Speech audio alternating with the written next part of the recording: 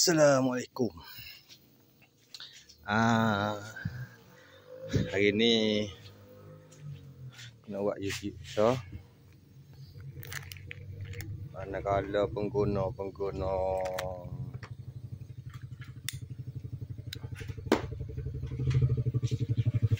motor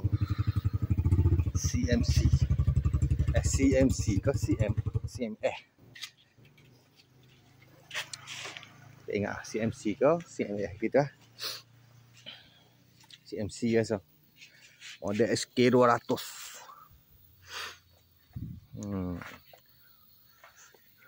Benda ni CDI dia sama dengan motor Modena Crew. Modena Crew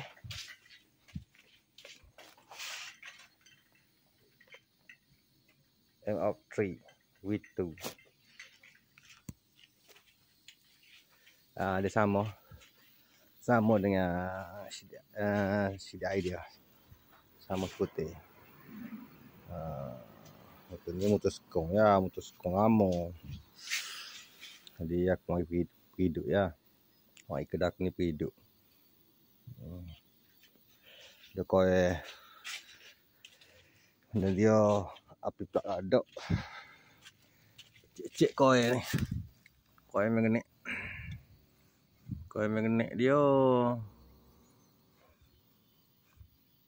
Kau magnet dia rosak. Cuma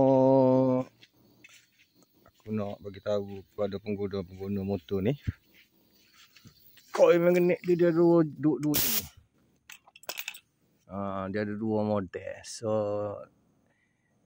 aliran AC, so lagi DC. Maknanya dia ada soket 4 dengan soket 5. Jadi kalau pengguna menggunakan ini apa coil pelak, coil magnet. Kira sebelum beli tu kena itu dulu lah. Kena pastikan benda tu 4 soket ke 5 soket. Yang aku salah beli dah. Aku boleh tahu tu. Model CMC. Tu. CMC SK200. Aku suruh kedau dah. Kedau pun tak tahu. Siapa-siapa 5 soket. Dia pakai 4 soket. Modi punya modi si baik. Boleh guna.